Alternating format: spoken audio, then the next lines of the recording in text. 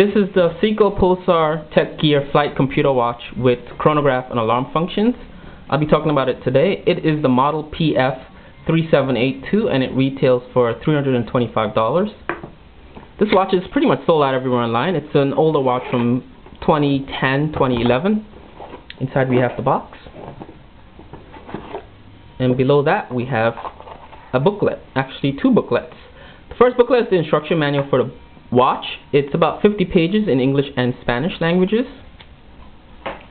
And below that we have a second booklet, which is the rotary slide rule manual that shows you how to use the bezel, the rotating bezel, which gives you the flight computer information.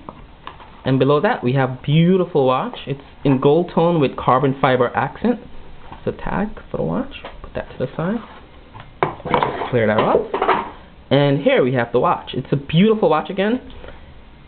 At first glance, it may look like an Invitica brand watch. That's sort of a cheap costume jewelry brand. Not to knock Invitica, but this is a quality watch with quality practical features in this watch. I'm going to talk about it a bit today. It's gold. It's stainless steel and I think gold plated or gold toned. And I've had this watch for a year and a half. I wore it every day, a year and a half, and I lost it recently at the gym, and I replaced it with this one. Year and a half of wearing that watch, I didn't have any durability issues with the gold rubbing off or changing color or turning green. The original watch I had was mineral crystal. I didn't have any issues with the mineral crystal scratching or cracking. I'll take my current watch off, which is a Caliber 2100 made by Citizen in the Eco Drive collection. Watch needs no introduction. Everyone pretty much already knows about this watch. And just for comparison, the watches are, as you can see, similar dimensions in terms of the diameter width of the face, the watch face. As you can see there, this is in inches for just to give you a scale of the watch. And this would be your everyday kind of watch that is built for everyday wear. So you can see this could be used as an everyday watch if you wanted to. The watches are heavy. Well, this watch is heavy, but they're similar weight. So this does have some weight to it. It's not like gold. It looks pretty, and you pick it up, and it's like feather light. It has some heft to this watch. Before I put it on, I'm going to just measure my wrist. I have smaller wrists. I forgot the number. Let's see. 7 inches. So I'm 7 inches around. It's already sized for my wrist. So we'll see how kind of it fits. And it's a beautiful watch. It goes on real easy. It's a double locking clasp. So you have 1 and 2. It snaps in right there. It fits really well. It's a classy watch that you can wear with a business suit, or like I said, I wore my watch to the gym. I wear it everywhere. I do a lot of outdoor sports. I hike, I bike, I run, I swim at the gym, and I wore this watch during every one of those activities except for rock climbing. But it is a durable watch. It did last a long time. I didn't have any issues with it in the year and a half I wore it until I lost it at the gym. Like I said, this is the left hand where people usually wear the watches on. So as you can see, just to give you an idea of how it looks on the appropriate hand for wearing your watch, because the crown could be accessed with the other hand while the watch is being worn on the left hand. The crown, it does have a protective cover over it that could dig into your hand if you wear it in your left hand, and if you have big hands. So just to give you an idea of that.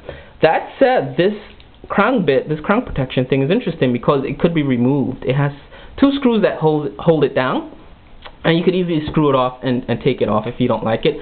I had a friend that did that, and it didn't take away from the way the watch looked or anything like that, but it made it easier for him to wear and access the crown. The crown is not a screw-down crown. It's not a screw-down crown. I know people might have gripes with that. It's a click in, 2 clicks, I guess, to set the watch, and you push it back down.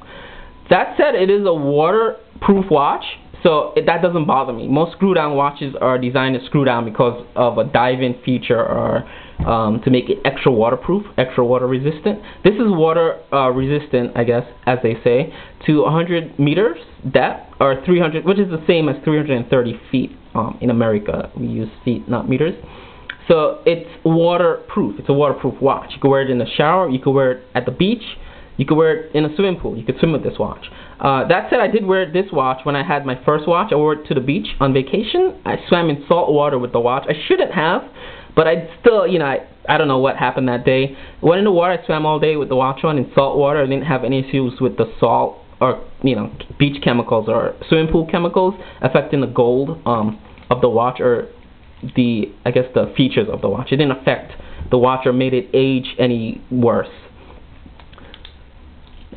There you go again, for where the bracelet is designed to fit loose because of the, I guess, the size of the face of the watch. You're not going to want it to fit too tight, but even loose, it's still comfortable to wear. It's not, you know, it doesn't move around a lot. It stays firmly planted where it should be, which is kind of cool. I'm going to go ahead and talk about the features of the watch and basically what you're looking at when you look at the face of the watch. At the 3 o'clock sub-dial, I guess, position, you have the day-date window, which is on the magnifying glass. That gives you the calendar date of the month. At the 6 o'clock sub-dial, you have a very interesting sub-dial here, because this will give you two things. This you could set for a second time zone. So if you go from New York to Italy on vacation, you could set that time, the secondary sub-dial in the 6 o'clock position, for Italian time, the Italian time zone. And you keep your main dial for New York to keep track of your time back in New York, which is kind of cool to have that dual, I guess, time zone feature. That also serves another purpose. You use that sub-dial to set the alarm. So you could set your alarm to down to the minute. So if I want to wake up at 6:15 or 6:14 or 6:13 a.m. in the morning, I could set that to chime to wake me up in the morning. That said, it's not alarm clock per se, because it's not a loud sound. It's a chime. It's a very friendly chime, reminder chime. So you're not gonna, if you're a deep sleeper, you're not gonna wake up with this watch chiming or alarming to wake you up. But it is a chime reminder more so than an alarm clock alarm, just to let you know. Moving along, at the 9 o'clock sub-dial, you have the second display for the main time. So that's where the seconds tick away, to let you know. That also serves, like a lot of the sub-dials in this watch, a secondary function to let you know when the battery is about to die. So it gives you, I think, about 3 months in advance to let you know that your battery on this watch is about to die. In doing that, the second would tick in 2-second increments instead of 1-second increments. So you look at the second hand and you would see it ticking and skipping, I guess, a second to let you know, oh, your battery's about to die. Which is a good thing for a battery watch, because I've had battery watches die on me while I was on vacation in another country, or maybe doing an activity in the woods and I didn't have access to buying a battery. But this way, you know ahead of time when your battery's about to die. I like that feature on this watch. Saying that, I do not like battery watches because of that, and most of my watches in my collection are EcoDrive solar powered watches. But I did make an exception for this watch because it's a beautiful watch, and the only flaw, it's not solar powered. And I wish it was solar powered, because it'd be the perfect watch. But again, the battery dies according to the manual. You have to replace the battery every 3 years about. It lasts 3 years. If you use the features obviously more, you will replace the battery sooner than 3 years. If you use the features less, like you just use it for timekeeping, looking at the time, you could probably stretch it out to about 3 to 4 years, maybe 5 years. Moving along to at the 12 o'clock sub-dial in the top, you have the display for the minute of the chronograph stopwatch function that this watch has. The chronograph function is accessed by the upper and lower buttons on the side adjacent to the crown. The upper button starts the chronograph hand, which is, on a normal watch, would be the second display hand, but in this watch, the second display hand is used as a chronograph stopwatch timekeeping function. So you press button A, which is the top button, once to start it. You can press that button again to stop it. This has dual timekeeping for the chronograph stopwatch. It's also called split time, I believe. I don't use this function much, but it's kind of cool to know. So you would start it again once it stops. You could stop it with the B button to access that feature of the split time chronograph, and you could start it again using the B button, and see it sweeps to your new position, and you could start the chronograph ticking again. This is not a ticking chronograph, I'm sorry, I said that. It's actually a sweeping chronograph, which is the automatic movement function. I really like that feature. It's not a ticking chronograph, it's a sweeping chronograph. So it looks like the way Rolex secondhand sweep. It looks similar to a Rolex watch. The way the Rolex uses the automatic function. The chronograph is also a flyback chronograph. So if you start the chronograph with button A, you can use button B to do a split time, and it'll just skip to measure your time increment. So if you're doing like a lap time measurement, or you're measuring like different times during an event, you can use it for that, for more than one time in an event, like time measurement. So button A would stop it, and button B would be the one-stop chronograph flyback to the original 0 position.